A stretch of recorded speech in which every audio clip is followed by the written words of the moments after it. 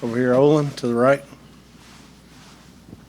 Just off the top, Kevin, how would you evaluate Kyler's play and then the offense in general?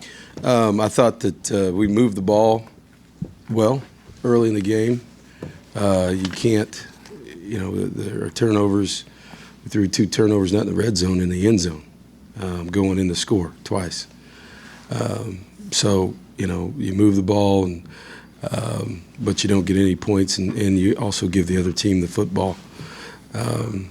That's not good. But, you go through the first half, I think we were dead even almost in a lot of different categories. The turnovers were a difference. And basically, we lost the turnover ratio, the battle 3-0, and gave up over 300 yards rushing. It's hard to win a game that way. To the back. Coach, what were they doing with their run offense that was so tough for you guys to defend tonight? Well, they got to the perimeter quite a bit, with some jet sweeps and some misdirection stuff, and then which got us running, I think, a little bit, and then hammered it inside. So, the first quarter we couldn't really. They were very, very effective. I thought the second quarter our defense settled down and played pretty well through the second quarter into the half, and gave us an opportunity to really get into the game. But we turned the ball over, going in to score twice. So that put us behind at halftime, and then they came back out, attacked the perimeter, got a couple plays on Johnson was accurate when he did throw it, which neutralized Myles Garrett with a lot of things that were on the perimeter, and had him chasing from behind. And then when they threw it quickly.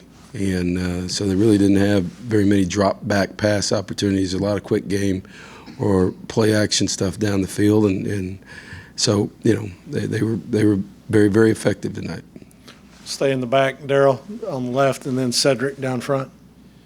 Coach, I know we don't talk about injuries, but can you maybe give us some information as to why Kyler was not able to come back? I was just when they took him inside, and then once they take a guy inside, if he doesn't come back out, he's not available to play. So, we'll evaluate where he is through the weekend and see where he is on Monday. Down front, Cedric. Coach, what went into your decision to bring in Jake over Allen? Jake, it's purely practice, and he had practiced well the last couple of weeks, and just like any other time when there's been those competition and getting reps, and so our thought process, because of his practice performance over the last week or 2 weeks, was that he'd earned the right to play. That doesn't mean that Kyle is done. I know that people are asking, what's going on with that. That doesn't mean that. That just means that Jake practiced very, very well the last couple of weeks, and he came in through a touchdown pass and moved the ball a little bit there at the end of the game, but that's everything. The guys that we play are based strictly on practice performance, and that is not a knock on Kyle Allen. That does not mean anything that Kyle's done or anything like that. We'll go back again, Kyle. Coach, was Jeremy Johnson playing a surprise to you, and what things? A little bit, but during warm-ups, when one guy only takes a few snaps and doesn't do a lot, and the other guy does, you get a pretty good idea that that's going to happen. But that's 20 minutes before kickoff. What kind of things did he do tonight that maybe Sean White couldn't have done? Well, no, I don't know that he did. I know that he didn't turn the ball over, and he was accurate. He was 13 of 17. Didn't throw it very many times, right? Right. So he was 13 of 17 for 132 yards, and he didn't turn the ball over, which was different than he was at the beginning of the year. So, he was efficient in what he did. He didn't, they didn't ask him to do a lot in the passing game, and he operated their offense and got the ball to playmakers. So he had a successful evening. Was it Olin or said? It's Olin.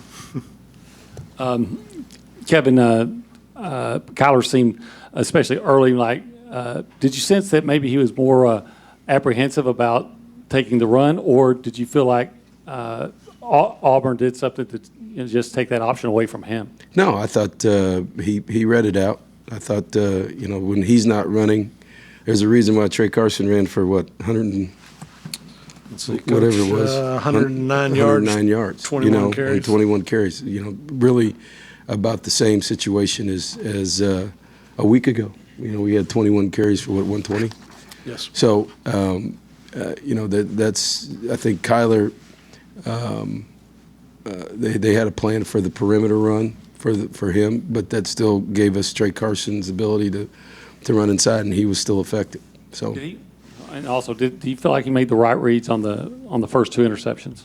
I got to go back and look at them. First interception looked like a 50-50 ball to me. Looked like, what we talked about 2 weeks ago about it's 50-50 and we got to go get it. All right. So, that's without looking at it, that's what I saw. Second one, it was a low throw. It's a concept with a post in the back, and he didn't get it up high enough. I think Josh is open in the back of the end zone. So, that's what I saw without looking at the video. But, the first one is, you gotta go get that. Go to the back, Daryl. Coach, when the guys came in here, they all kind of talked about the fact that nothing surprised them. They just didn't execute. Is there something that you could put your finger on as to why that was the case? Not right now. That's why we have video. That's why we got to look at it. We did some things in the game that were uncharacteristic of us. If we can probably get back in or take away one of those interceptions and score instead of giving them the ball, it may be different. Instead of trying to play catch up the whole time and putting pressure on our quarterbacks and not being able to, because I thought we ran the ball fairly effectively. For the balance of the game, particularly even in the third quarter when we drove the ball down the field. But time and the score became a factor in order to execute that game plan, which puts more pressure on the quarterback. So, offensively, that's where we were. Defensively, we've got to examine where we are, what we're doing, and how we're doing it as far as communication in a situation like that, particularly in no huddle. The getting to the perimeter and some of the runs, there were a variety of different runs. It wasn't like we saw one play and couldn't stop one play. They did a good job, and Gus did a great job of coaching and mixed it up. Whether it was perimeter runs, whether it was a running back inside, whether it was a reverse, just attacking all areas of the line of scrimmage with different people in the running game. All right. That do it? All right, Coach. Thank you. Thank you.